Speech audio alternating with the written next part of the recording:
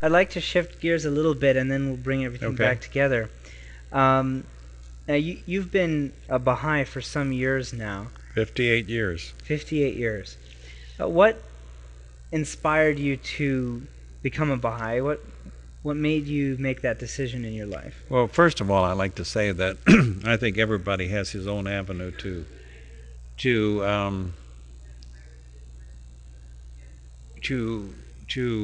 approaching the revelation of the founder of the Baha'i Faith, Baha'u'llah.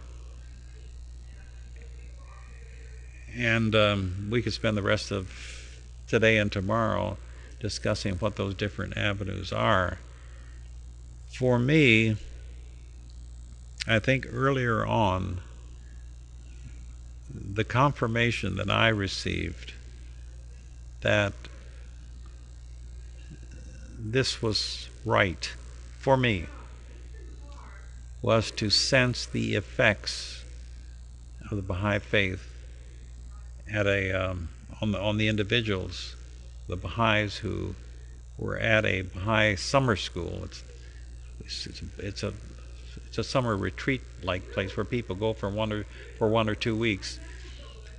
Back when I was a 13-year-old in 1948, my father had studied the Baha'i Faith for over 20 years trying to disprove it, and ultimately came to the conclusion that he was the one that was wrong, not the Baha'i Faith.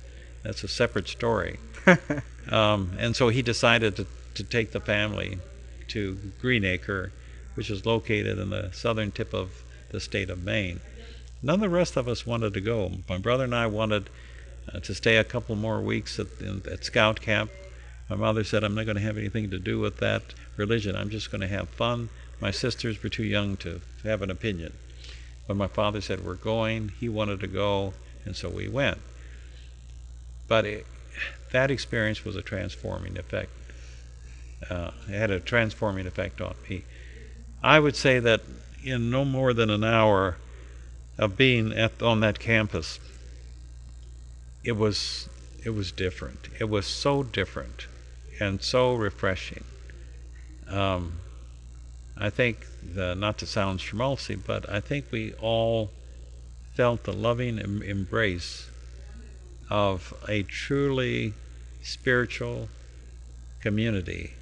And so in my heart of hearts, I was confirmed that it was right. I didn't know anything about Baha'i teachings or Baha'i theology.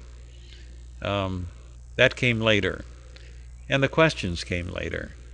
But in terms of the basic shift within my being, in terms of confirmation, it was that experience. So, starting with that first visit in '48, we were up there for 2 weeks. It was an amazing experience. What impact has the Baha'i Faith and the Baha'i message had on your life? Well, that would take some time to really explain. I don't think I would be here right now. I don't even know if I would be alive, quite honestly, if it weren't for Baha'i Faith. Now, my world back in '48 was much simpler than the life of a 13-year-old today. Things have gotten so much worse.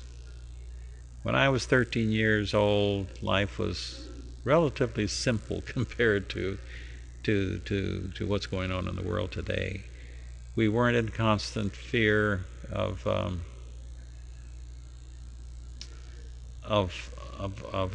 terrorist activities. We weren't knowledgeable enough to know what effects abuse of the natural environment were making. There was great optimism. We had come through World War II. And so everybody, the general spirit and feeling of the country was one of hopefulness and optimism. And of course, here we were hearing about this new religion who has the most extraordinary goal of any. I don't think there's any group on this planet that has a more ambitious, a more optimistic, a more upbeat, and a more wholesome goal, and that is the spiritualization of the planet, and to actually carry forward an ever-advancing civilization and provide for the transformation, the spiritual transformation of all of its inhabitants. I mean, what greater, what more comprehensive, what broader, what more magnificent goal than that?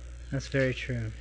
So, and to join that, even though I was just kind of caught up in it and not really initially understanding a whole lot about it, but each experience, each new thing that was learned was a further confirmation of what I had already felt during that first visit to Greenacre.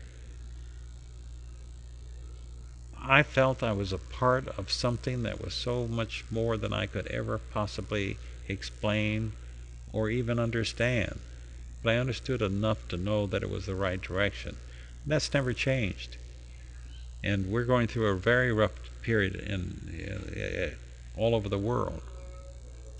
And there's a reason why we're going through what we're going through now. And there's a lot of pessimism and cynicism, especially among the academic world. I mean, the academic world, by and large, has pretty much written off this world. I mean, the prospects of thinking that things are going to be better, that we're going to pull out of this kind of downward spiral, they've kind of given up on. And even to talk about making things better, one runs the risk of being thought of as a bit naive or out of touch with reality. Well, Right. we've had these critical periods before in the history of mankind. And with each of those crises that humanity has gone through as a whole, there's been a spiritual renaissance that has taken place.